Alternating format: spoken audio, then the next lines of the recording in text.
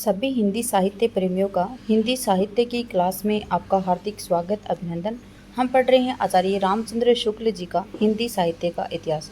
देखिए रामचंद्र शुक्ल जी हैं, इनसे संबंधित जो आदिकाल था, भक्तिकाल और रीतिकाल हम पढ़ चुके हैं। अब हमारी श्रृंखला है आधुनिक काल से संबंधित। आधुनिक काल के अंतर्गत भी हम प्रकरण 4 तक पढ़ चुके हैं। अभी हम प्रकरण 5 के अंतर्गत तृतीय उत्थान पढ़ रहे हैं और तृतीय उत्थान के अंतर्गत है गद्य साहित्य की वर्तमान गति किस प्रकार से हो रही थी। और आधुनिक काल का प्रकरण 5 है, जिसमें बताया गया है कि गद्य साहित्य की जो वर्तमान गति है वो किस प्रकार से हो रही थी। और इसका नाम तृतीय उत्थान के नाम से अभिहित किया है किन्होंने, रामचंद्र शुक्ल जी ने। और सन है 1975, सन नहीं है, संवत 1975 से। ठीक है, देखिए हम पढ़ रहे थे समालोचना, है ना। समालोचना और काव्य मीमांसा हम पढ़ रहे थे। समालोचना में कुछ हमने पढ़ दिया था और अब हम पढ़ेंगे। देखिए यहाँ तक हम पढ़ चुके थे। अगर आप पिछले क्लास देख रहे हैं तो उसके हिसाब से आगे पढ़ेंगे तो आपको पता चलेगा कि यहाँ पे हम क्या पढ़ रहे हैं। देखिए समालोचना के अंतर्गत हम पढ़ रहे थे प्रभावाभिव्यंजक समीक्षा कोई ठीक ठिकाने की वस्तु ही नहीं, न ज्ञान के क्षेत्र में उसका कोई मूल्य। देखिए जो प्रभावाव्यंजक समीक्षा है वो कोई ठीक ठिकाने की वस्तु नहीं है, न ज्ञान के क्षेत्र में उसका कोई मूल्य है, न भाव के क्षेत्र में। उसे समीक्षा या आलोचना कहना ही व्यर्थ है। किसी कवि की आलोचना कोई इसलिए पढ़ने बैठता है कि उस कवि के लक्ष्य को, उसके भाव को ठीक ठीक हृदयंगम करने में सहारा मिले, इसलिए नहीं कि आलोचक की भावभंगी और सजीले पद विन्यास द्वारा अपना मनोरंजन करे। देखिए अगर कोई कवि किसी की आलोचना पढ़ रहा है, अगर कोई जो श्रोता है या पाठक है किसी कवि की आलोचना पढ़ता है तो वो मनोरंजन के लिए नहीं पढ़ता है उस आलोचना को। आप सभी को पता है मनोरंजन के लिए क्या होते हैं, नाटक है, कहानियाँ हैं, उपन्यास हैं, इनमें मनोरंजन हो सकता है। लेकिन जिस किसी की आलोचना लिखी जाती है, आलोचना कोई मनोरंजन की वस्तु नहीं है। आलोचना में मनोरंजन नहीं होता है। यदि किसी रमणीय अर्थ गर्भित पद्य की आलोचना इसी रूप में मिले कि इस बार इस कविता के प्रवाह में पढ़कर बहना ही पड़ता है, स्वयं कवि को भी विवशता के साथ बहना पड़ा है, वह एक एकाधिक बार मयूर की भांति अपने सौंदर्य पर आप ही नाच उठा है, तो उसे लेकर कोई क्या कहेगा। सारे यूरोप की बात छोड़िए, अंग्रेजी की वर्तमान समीक्षा क्षेत्र में प्रभावी व्यंजक समीक्षा ही की निसारता प्रकट करने वाली पुस्तकें बराबर निकल रही हैं। इस ढंग की समीक्षाओं में प्राय भाषा विचार बाधक बनकर आ खड़ी होती है। लेखक का ध्यान शब्दों की तड़क भड़क, उनकी आकर्षक योजना, अपनी उक्ति के चमत्कार आदि में उलझा रहता है, जिनके बीच स्वच्छंद विचारधारा के लिए जगह ही नहीं मिलती है। विशुद्ध आलोचना के क्षेत्र में भाषा की क्रीड़ा किस प्रकार बाधक हुई है, कुछ बंधे हुए शब्द और वाक्य किस प्रकार विचारों को रोके रहे हैं, ऐसी बातें जिनकी कहीं सत्ता नहीं है, किस प्रकार के घने वाकचाल के भीतर भी भूत बनकर झांकती रही है, यह दिखाते हुए इस 20वीं शताब्दी में एक प्रसिद्ध समालोचना तत्वज्ञ ने बड़ी खिन्नता प्रकट की है। हमारे यहाँ के पुराने व्याख्याताओं और टीकाकारों की अर्थ क्रीड़ा प्रसिद्ध है। किसी पद्य का और अर्थ करना तो उनके बाएं हाथ का खेल है। देखिए जो हमारे यहाँ के पुराने व्याख्याता हैं और टीकाकार हैं, उनकी अर्थ क्रीड़ा प्रसिद्ध है कि अर्थों को वो, क्रीड़ा मतलब क्या होता है, खेलना होता है। अर्थों को वो ऐसे समझ ले कि अर्थों के साथ वो खेलने लगते हैं। किसी पद्य का कोई अर्थ करना उनके बाएं हाथ का खेल है। तुलसीदास जी की चौपाइयों की 20-20 अर्थ करने वाले अभी भी मौजूद हैं। देखिए जो तुलसीदास जी की चौपाइयाँ हैं उनके 20-20 अर्थ निकालने वाले अभी भी मौजूद हैं। अभी थोड़े दिन हुए हमारे एक मित्र ने सारी बिहारी सतसई का शांत रस परक अर्थ करने की धमकी दी थी कि हमारे एक मित्र थे, उन्होंने जो बिहारी सतसई है उस पर क्या शांत रस परक अर्थ करने की धमकी दी थी। देखिए बिहारी सतसई है वो शांत रस की तो अगर हम सोचे समझे अगर जाने भी तो हम खुद अपने ऊपर भी ले तो शांत रस का तो उसमें इतना महत्वता है ही नहीं। जो बिहारी सत्य है उसमें नीति के दोहे हैं, श्रृंगार के दोहे हैं, भक्ति के दोहे हैं, इस प्रकार के दोहे हैं। तो उसमें देखिए शांत रस कहाँ से आएगा? न भक्ति में शांति रहेगी। भक्ति में आप कितना कहेंगे कि भक्ति में शांति रह सकती है? नहीं, भक्ति हमें उत्तेजना भी करनी पड़ती है, ज़ोर शोर से भक्ति में जोर भी लगाना पड़ता है हमको। और जो नीति है और जो श्रृंगार है उसमें शांत रस नहीं हो सकता है। फारसी के हाफिज आदि शायरों की श्रृंगारी उक्तियों के आध्यात्मिक अर्थ प्रसिद्ध हैं। यद्यपि अरबी फारसी के कई पहुँचे हुए विद्वान यह जो आध्यात्मिकता है वो नहीं स्वीकारते हैं। इनकी पुरानी प्रवृत्ति का नया संस्करण कहीं कहीं दिखाई पड़ने लगा है। रविंद्र बाबू ने अपनी प्रतिभा के बल से कुछ संस्कृत काव्यों की समीक्षा करते हुए कहीं कहीं आध्यात्मिक अर्थों की योजना भी की है। प्राचीन साहित्य नाम की पुस्तक में मेघदूत आदि पर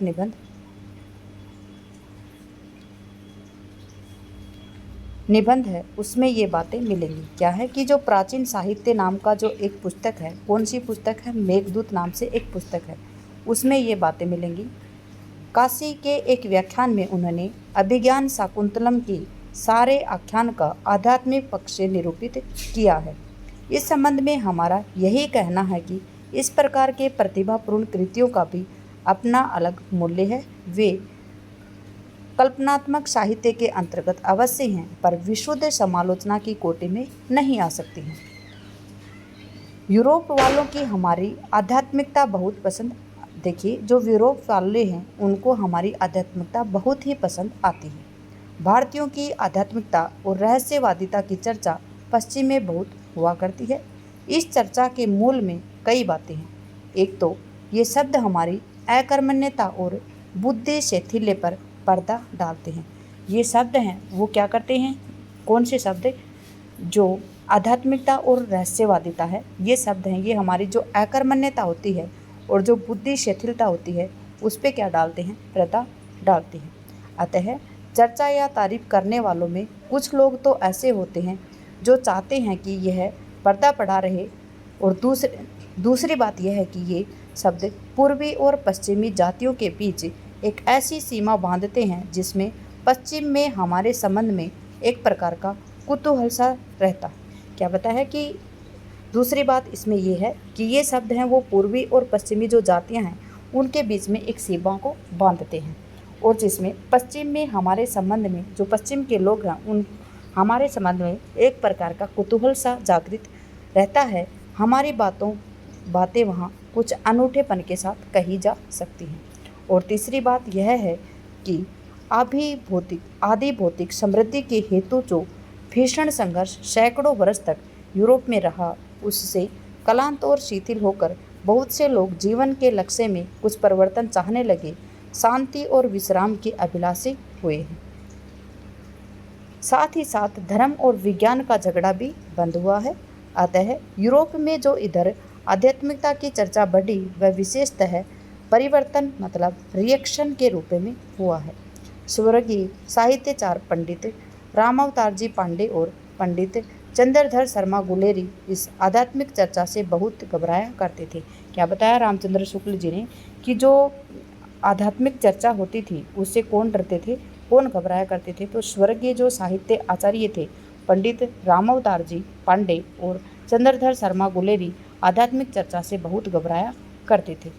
पुस्तकों और कवियों की आलोचना के अतिरिक्त पाश्चात्य काव्य मीमांसा को लेकर भी बहुत से लेख और कुछ पुस्तकें इस काल में लिखी गई थी, जैसे बाबू श्याम सुंदर दास कृत साहित्य लोचन और श्री पद्मलाल पुन्नालाल बख्शी कृत विश्व साहित्य। देखिए क्या बताया इसमें कि पुस्तकों और कवियों की आलोचना के अतिरिक्त पाश्चात्य काव्य मीमांसा को लेकर भी बहुत कुछ लेख लिखे गए थे। इसमें कुछ पुस्तकें इस काल में भी लिखी गई थी, किसमें? तृतीय उत्थान में। बाबू जो श्याम सुंदर दास हैं उनके द्वारा लिखी गई थी साहित्य लोचन, और जो पद्मलाल पुन्नालाल बख्शी हैं उनके द्वारा विश्व साहित्य लिखी गई थी। इनमें से पहली पुस्तक तो शिक्षा उपयोगी थी। पहली पुस्तक इसकी थी जो बाबू श्याम सुंदर दास कृत जो साहित्य लोचन है वो क्या थी? शिक्षा के उपयोगी थी। दूसरी पुस्तक में यूरोपीय साहित्य के विकास तथा पाश्चात्य काव्य समीक्षकों के कुछ प्रचलित मतों का दिग्दर्शन है। देखिए दूसरी पुस्तक किसकी है, जो पद्मलाल पुन्नालाल बख्शी जी की जो विश्व साहित्य है उसमें क्या है, वो दूसरी पुस्तक और उसमें क्या है, जो यूरोपीय साहित्य है उसका विकास और पाश्चात्य काव्य समीक्षक हैं उनके जो प्रचलित मत हैं उनका दिग्दर्शन है। अगला है, इधर दो एक लेखकों की एक और प्रवृत्ति दिखाई पड़ रही है। वे यूरोप के कुछ कला संबंधी एक देशीय और अत्युक्त मतों के सामने लाकर हिंदी वालों की आंखों में उसी प्रकार चकाचौंध उत्पन्न करना चाहते हैं जिस प्रकार कुछ लोग वहाँ के फैशन की तड़क भड़क दिखाकर। देखिए क्या बताया है कि इधर दो एक लेखक इस प्रकार के हैं कि इस प्रवृत्ति एक और प्रवृत्ति के दिखाई पड़ते हैं। कौन सी प्रवृत्ति के दिखाई पड़ते हैं कि वे यूरोप के कुछ कला संबंधी एक देशीय और अतियुक्त मतों के सामने लाकर हिंदी वालों की आंखों में उसी प्रकार चकाचौंध उत्पन्न करना चाहते हैं जिस प्रकार कुछ लोग वहाँ के फैशन की तड़क भड़क दिखाकर। देखिए जिस प्रकार से फैशन की तड़क भड़क दिखाकर वहाँ के लोग जो फैशन की तड़क भड़क दिखाकर चकाचौंध करना चाहते हैं उसी प्रकार से क्या है कि हिंदी वालों की आंखों में भी उसी प्रकार की चकाचौंध उत्पन्न करना चाहते हैं कुछ समीक्षक हैं, कुछ लेखक हैं, लेकिन यहाँ पे उनके नाम नहीं दिए गए हैं। देखिए जर्मनी, फ्रांस, इटली, रूस और स्वीडन इत्यादि अनेक देशों के नए पुराने कवियों, लेखकों और समीक्षकों के नाम गिनाकर वे एक प्रकार का आतंक उत्पन्न करना चाहते हैं। ठीक है, वे कला संबंधी विलायती पुस्तकों की बातें लेकर और कहीं मेटरलिंक, कहीं गेटे, कहीं टोल्स्टॉय के उदाहरण देकर अपने लेखों की तड़क भड़क भर बढ़ाते हैं। लेखों को यहाँ से वहाँ तक पढ़ जाइए, लेखकों के अपने किसी विचार का कहीं पता नहीं लगेगा। उद्धृत मतों की व्याप्ति कहाँ तक है, भारतीय सिद्धांतों के साथ उनका सामंजस्य है और कहाँ विरोध है, इन बातों के विवेचन का सर्वथा अभाव पाया जाएगा। क्या बताया यहाँ पे कि जो लेखक हैं वो यहाँ से आप वहाँ तक पढ़ लीजिए, लेखकों के जो अपने किसी प्रकार के जो विचार हैं वो कहीं पता नहीं लगेगा आपको कि इसमें किस प्रकार के विचार हैं। जो उनके जो उद्धृत मत हैं उनकी व्याप्ति कहाँ तक है, भारतीय सिद्धांत के साथ उनका सामंजस्य कहाँ तक है, कहाँ तक इन्होंने भारतीय जो सिद्धांत हैं उनका विरोध किया है, इन बातों का विवेचन सर्वथा उसमें अभाव ही पाया जाएगा। साहित्य विवेचन से संबंध रखने वाले जिन भावों और विचारों के द्योतन के लिए हमारे यहाँ के साहित्य ग्रंथों में बराबर से शब्द प्रचलित चले आते हैं, उनके स्थान पर भी भद्दे गढ़े हुए शब्द देखकर लेखकों की अनभिज्ञता की ओर बिना ध्यान गए नहीं रहता। समालोचना के क्षेत्र में ऐसे विचार शून्य लेखों से कोई विशेष लाभ नहीं होता है। अगला है, पश्चिम के काव्य कला संबंधी प्रचलित वादों में अक्सर एकांग दृष्टि की दौड़ ही विलक्षण दिखाई पड़ती है। क्या बताया है कि जो पश्चिम की जो काव्य कला है उससे जो संबंधित जो प्रचलित वादे हैं उनमें अक्सर एकांग दृष्टि की दौड़ ही विलक्षण दिखाई पड़ा करती है। वहाँ के कुछ लेखक काव्य के किसी एक पक्ष को उसका पूर्ण स्वरूप मान इतनी दूर तक ले जाते हैं कि उनके कथन में अनूठी सुक्ति का चमत्कार आ जाता है। क्या है कि जो वहाँ के कुछ लेखक हैं वो काव्य के किसी एक पक्ष को उसका पूर्ण स्वरूप मान लेते हैं और उसको इतनी दूर लेकर चले जाते हैं कि उसके कथन में अनूठी सुक्ति सा चमत्कार सा आ जाता है और बहुत से लोग उसे सिद्धांत या विचार के रूप में ग्रहण भी कर चलते आए हैं। यहाँ हमारा काम काव्य के स्वरूप पर विचार करना या प्रबंध लिखना नहीं, बल्कि प्रचलित प्रवृत्तियों और उनके उद्गमों तथा कारणों का दिग्दर्शन कराना मात्र है। क्या कह रहे हैं रामचंद्र शुक्ल जी कि यहाँ पर हमारा काम है वो काव्य के स्वरूप पर विचार करना या प्रबंध लिखना नहीं है, बल्कि जो प्रचलित प्रवृत्तियाँ हैं और उनके उद्गमों तथा कारणों का दिग्दर्शन कराना मात्र है। अतः यहाँ काव्य या कला के संबंध में उन प्रवादों का जितना यूरोप में सबसे अधिक फैशन रहा है, संक्षेप में उल्लेख करके तब मैं इस प्रसंग को समाप्त करूँगा। ठीक है, इसकी आवश्यकता यहाँ मैं केवल इसलिए समझता हूँ कि एक और यूरोप तो व्यापक और सूक्ष्म दृष्टि संपन्न समीक्षकों द्वारा इन प्रवादों का निराकरण हो रहा है और दूसरी ओर हमारे हिंदी साहित्य में इनकी भद्दी नकल शुरू हुई है। क्या कह रहे हैं रामचंद्र शुक्ल जी, देखिए यहाँ पे समझने योग्य बात है।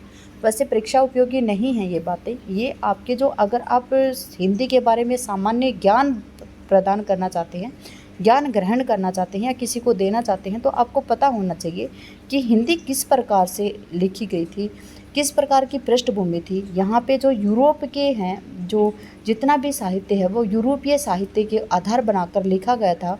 जो पश्चिम जो साहित्य है उसको आधार बनाकर लिखे गए थे। क्या बता रहे हैं यहाँ पे देखिए कि जो हमारा काम है वो काव्य के स्वरूप पर विचार करना या प्रबंध लिखना नहीं है, बल्कि क्या है, प्रचलित प्रवृत्तियों और के उद्गमों का जो उद्गम है और उनके कारण है उनका दिग्दर्शन कराना मात्र है।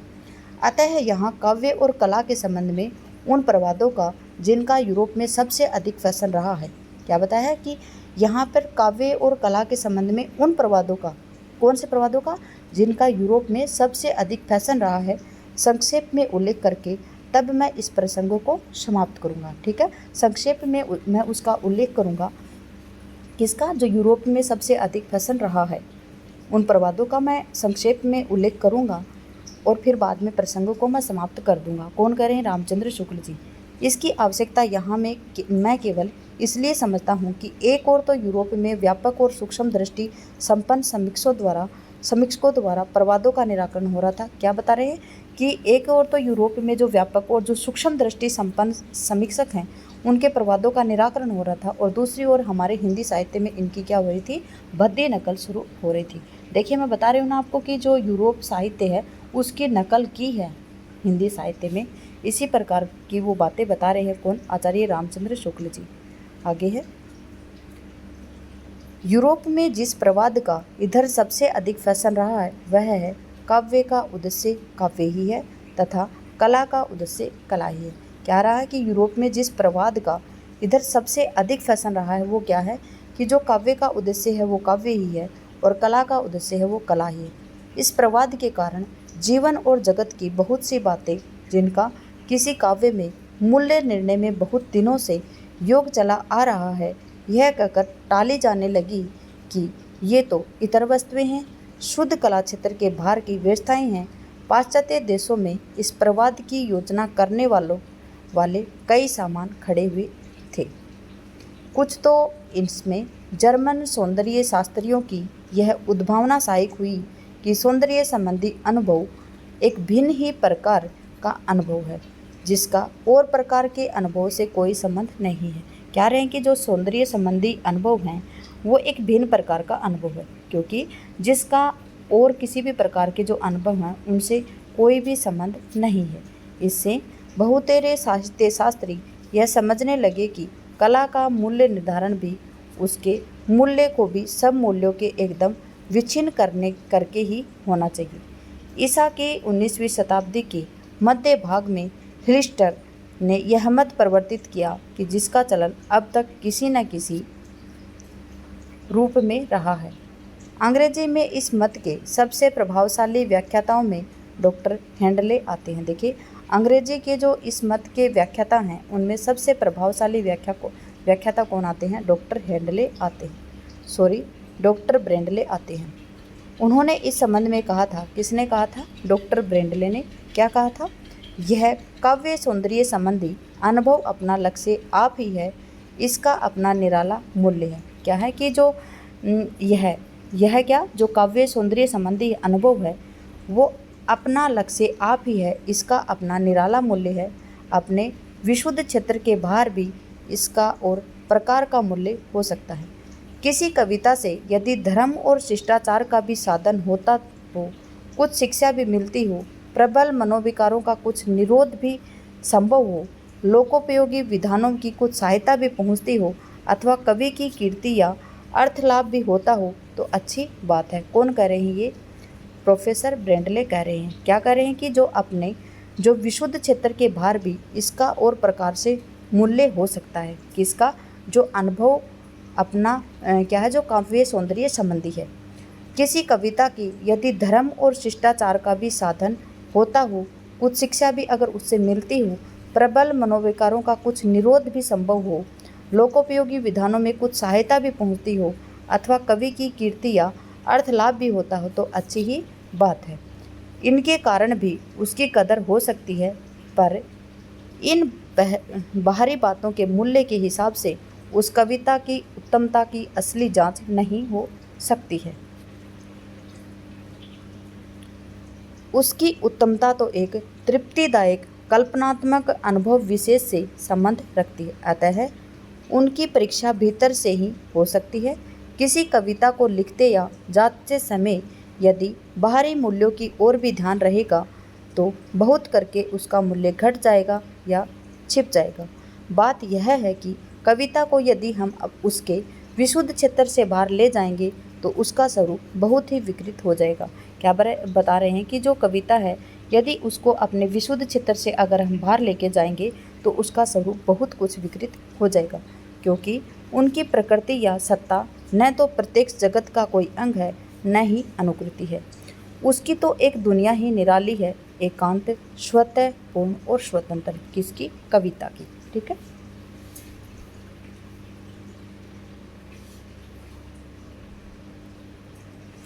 काव्य और कला के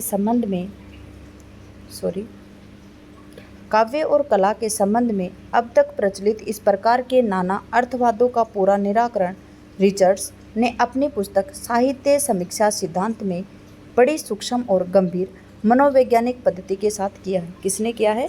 साहित्य समीक्षा सिद्धांत के नाम से किसने किया है? रिचर्ड्स महोदय ने किया है। ठीक है। उपयुक्त कथन के चारों मुख्य बातों को अलग अलग परीक्षा करके उन्होंने उनकी अपूर्णता, अयुक्तता और अर्थहीनता प्रतिपादित की है। यहाँ उनके दिग्दर्शन का स्थान नहीं है। प्रचलित सिद्धांत का जो प्रधान पक्ष है वो है कविता की दुनिया ही निराली है। क्या है उनका जो प्रधान पक्ष है? किसका? रिचर्ड्स का। अगर आपसे पूछा जाए कि कविता की दुनिया निराली है, ये कथन किसका है, तो आप बताएंगे रिचर्ड्स महोदय का है। उसकी प्रकृति या सत्ता न तो प्रत्यक्ष जगत का कोई अंग है न अनुकृति है।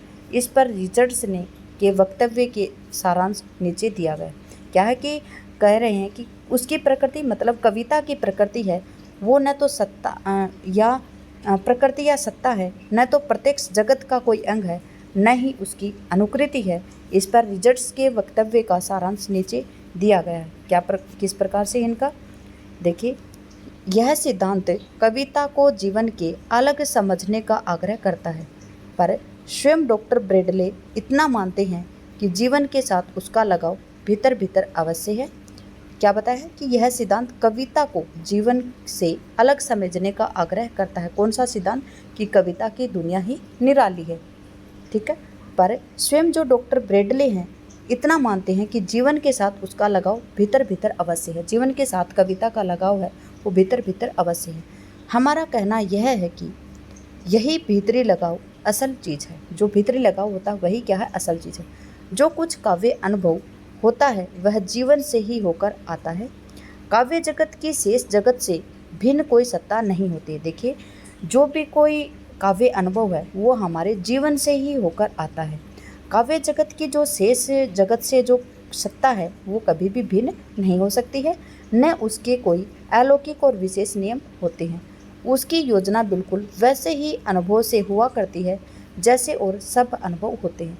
प्रत्येक काव्य एक परिमित अनुभव खंड मात्र है जो विरोधी उपादानों के संसर्ग से कभी चटपट और कभी देर तक छिन्न भिन्न हो जाता है। साधारण अनुभव से उससे यही विशेषता होती है कि उसकी योजना बहुत गूढ़ और नाजुक होती है। जरा सी ठेस से वह चूर चूर हो सकता है। उसकी एक बड़ी भारी विशेषता यह है कि वह एक हृदय से दूसरे हृदय में पहुंचाया जा सकता है। बहुत से हृदय उसका अनुभव बहुत थोड़े ही फेर फार के साथ करते हैं।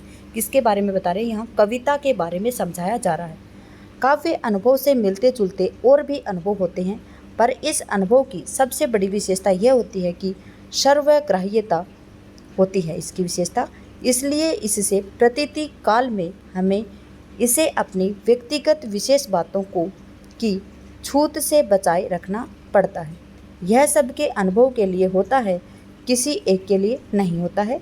इसलिए किसी काव्य को लिखते या पढ़ते समय हमें अपने अनुभव के भीतर उस काव्य और उस काव्य के इतर वस्तुओं के बीच अलगाव करना पड़ता है, पर यह अलगाव दो सर्वथा भिन्न और असमान वस्तुओं के बीच नहीं होता है, बल्कि एक ही कोटि की वृत्तियों में भिन्न भिन्न विधानों के बीच में होता है।